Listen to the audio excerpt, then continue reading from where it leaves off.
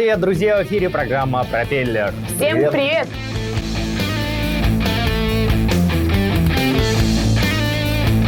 И мы напоминаем, что мы являемся структурным подразделением Восточно-Сибирского института экономики и менеджмента. Приходите к нам, делайте правильный выбор.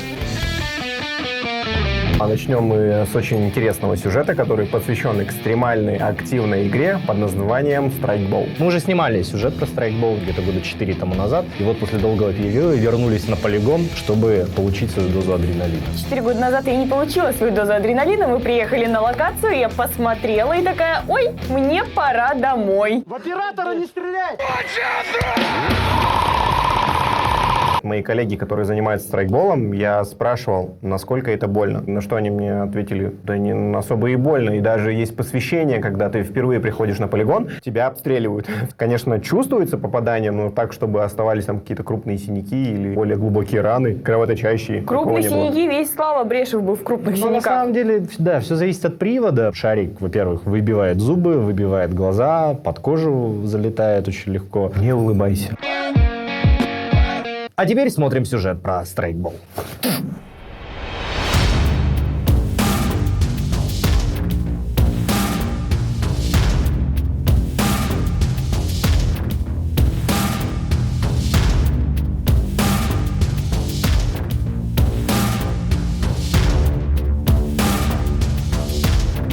Ну, страйкбол же он зародился как в Японии, когда, получается, у Японии не было возможности сделать свое оружие. Полицейские, чтобы тренироваться, как вообще воевать, и военные, они изобрели вот это вот привод. Ну, то есть имитация настоящего оружия, но стреляет пластиковыми шариками. Спецназ, вот весь он тренируется именно вот этими приводами.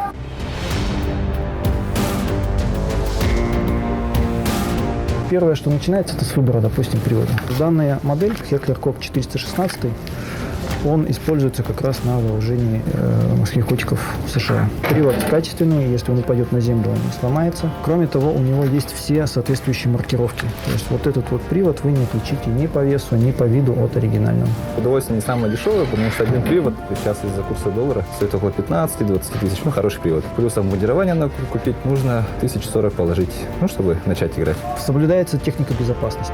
Выбить глаз может, обязательно защита. То есть если даже ты забываешь, тебе могут подолжить без проблем.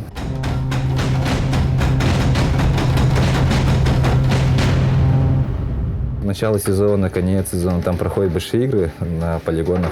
То в Владимировке, то где там в Покровске. И они имеют свой сюжет. То есть не по раундам, а просто ставится задача. Вот там вот, допустим, спрятан сундук, вы должны его найти.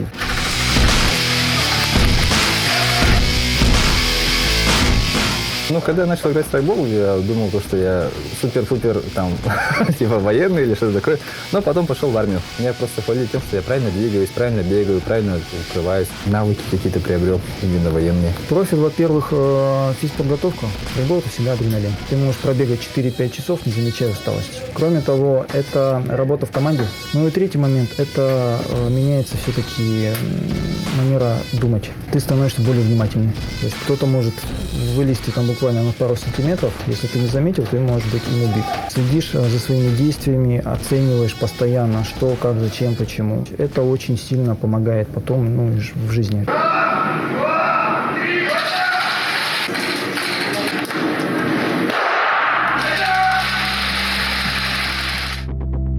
Страйкбол — это игра друзей.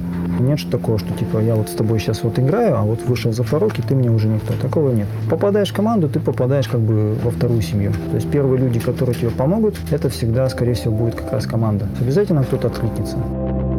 Всегда. Фанател сначала каждый день, думал только о страйкболе, как играть, что гранаты, как стрелять, тактика передвижения. Ну, а потом со временем понял, что это просто приносит удовольствие по выходным. Как известно, страйкбольная игра не обходится без масок, и поэтому наш следующий сюжет посвящен как раз-таки теме масок, и не простых, а полигональных.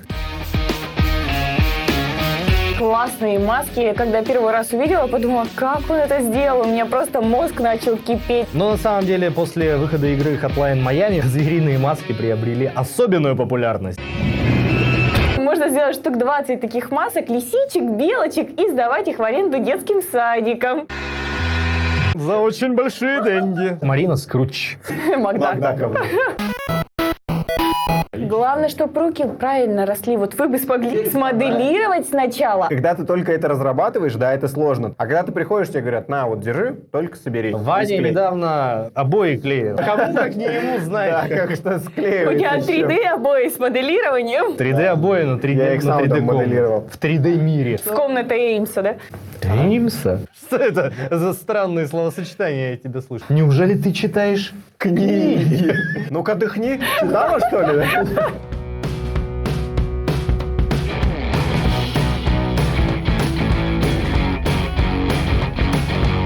Всем привет! Привет! Сегодня у нас в студии Богдан, и мы будем изготавливать полигональные маски. Для этого нам потребуется канцелярский ножик, линейка, клей и, конечно же, вот дырокол. Как ты пришел к тому, чтобы делать полигональные маски? Полгода назад смотрел MTV, и там как раз были герои, певцы в бумажных масках зверей. До этого я не знал, как это изготовить, хотел уже готовую купить или вот скачать, но не получилось, и пришлось самому это сделать с помощью трехмерной графики через программу. Приступим? Начинаем. Сначала я рисую, получается, эскиз, потом через трехмерную графику рисую полноценную маску и через специальную программу уже делаю развертку и уже вывожу через обычный принтер. Изначально вот маски я сделал чисто для себя, но получается я еще дополнительно увлекаюсь вот фотосессиями. Планировалось как сущность характера людей, скрывающимися под масками зверей. И за счет этих фотографий получила вот широкую известность про эти маски вот у нас в городе. И начали у меня вот заказывать. Мы делаем сейчас из бумаги. Можно ли из каких-то других материалов делать маску? Вообще маски можно сделать из более плотных материалов, таких как картон и даже металла, потому что все идет по системе выкройки. Была идея вот из пластика делать, но неудачный эксперимент закончился. Во втором этапе сейчас мы будем как раз сгибать там, где вот такие точки. Мы вот так сгибаем. То есть одна внутрь, другая внутрь. Да, все верно.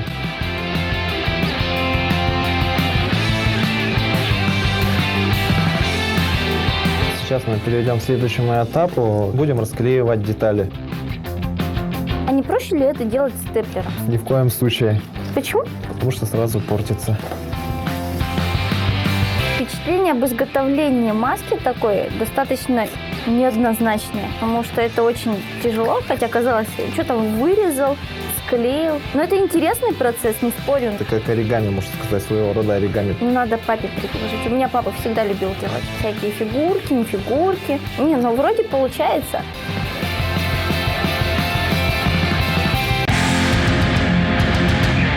Как мы можем оформить нашу готовую маску? Я обычно крашу обычным баллончиком или акварельной краской, или можно даже наклейками. Да, мы клеим наклейки на каждую грань.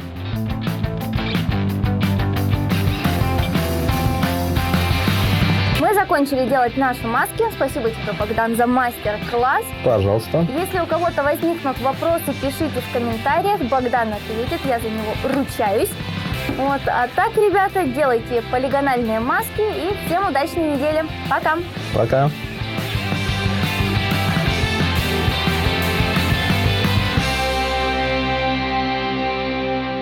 Ну что, мы продолжаем свою рубрику обзора книг. Сегодня мы будем обсуждать книгу Нила Геймана «Американские боги». По которой скоро должен выйти самый ожидаемый сериал 2017 года. Но это не первая книга, по которой снимают сериалы. Сейчас практически любой популярный сериал, он снят по книге. Да нет. Но очень много их. Дневники вампиров. Я не думал, что ты это Я приведешь сейчас в думаю, пример. что скажут «Игра престолов» и там съел, типа. Игра престолов. Сериал еще неизвестно, когда В выйдет. 2017 году. Очень расплывчатое понятие. А во-вторых, непонятно вообще, он хороший будет или нет.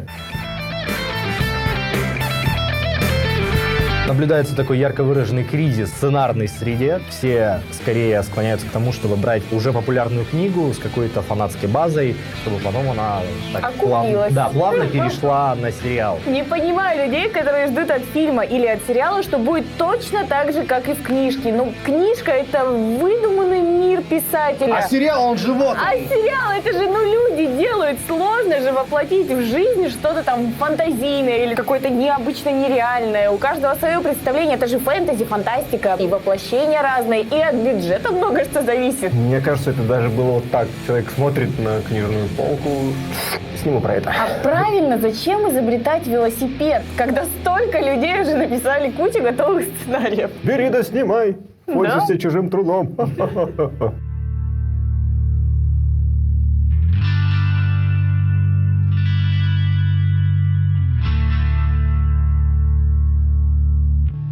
Ну что ж, дорогие друзья, сегодня я расскажу вам про роман прекрасного британского автора Нила Геймана. Роман называется «Американские боги». Это роман, с одной стороны, типичное городское фэнтези, то есть это мифические и волшебные существа в наше время. С другой стороны, одной из основных сюжетных линий романа является противостояние традиционного мифологического общества с техническим прогрессом. Дело в том, что есть как и старые боги, те боги, в которых верили от начала времен, так и новые боги, то есть боги интернета, боги телевидения, боги истеблишмента. Новые боги, несмотря на то, что представляют наше нынешнее время, оказываются не очень-то добрыми и не очень-то хорошими ребятами. Эта книга о том, как главный герой пытается понять, кто же он. Почему мы решили поговорить об этой книге именно сейчас? Дело в том, что не так давно анонсирован выход сериала. Там задействовано огромное количество хороших актеров.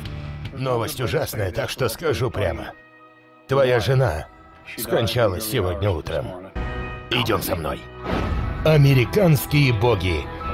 И надо сказать, что Нил Гейман — автор не чуждой экранизации. Не так давно выходил прекрасный фильм «Звездная пыль», который также снят на основе романа Нила Геймана. Также выходил прекрасный мультфильм, который назывался «Каролина в стране кошмаров». И более того, через пару лет, насколько я знаю, нас ждет также экранизация книги «Задверье». Еще один фактор, за что любят этот роман, то, что здесь Нил Гейман очень точно, очень подробно описывает быт американской глубинки, вот этих классических американских маленьких городков. На обложке книги вы можете видеть ограничение 18+. Надо сказать, что оно вполне оправданное, так как в книге есть огромное количество натуралистичных сцен. Наверное, их действительно не стоит рекомендовать тем, кто еще не достиг этого возраста. Кому стоит порекомендовать книги Нила Геймана? Ну, во-первых, тем людям, которые любят хорошо написанную беллетристику. Во-вторых, тем людям, которые любят мифологию. В-третьих, тем людям, которым нравится современная проза. Поэтому, если вы хотите почитать какой-то хорошо написанный роман с огромным количеством семантических слоев, я могу порекомендовать вам этот прекрасный роман британского автора Нила Геймана «Американские боги». Скоро по нему выйдет сериал, и я, естественно, буду его смотреть, но мне кажется, что книга, как обычно, будет немножко лучше.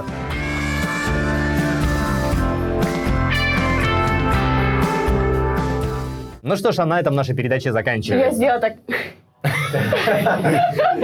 Ну что ж, дорогие друзья, на этом наша передача заканчивается. Заходите на нашу страничку ВКонтакте Проб ТВ, на наш аккаунт в Инстаграм prop.tv, подписывайтесь на наш канал на Ютубе. Смотрите обязательно внимательно сюжеты, комментируйте, ставьте лайки, делайте репосты. Мы все обязательно прочтем и учтем. Увидимся с вами ровно через неделю. Всем пока. Пока.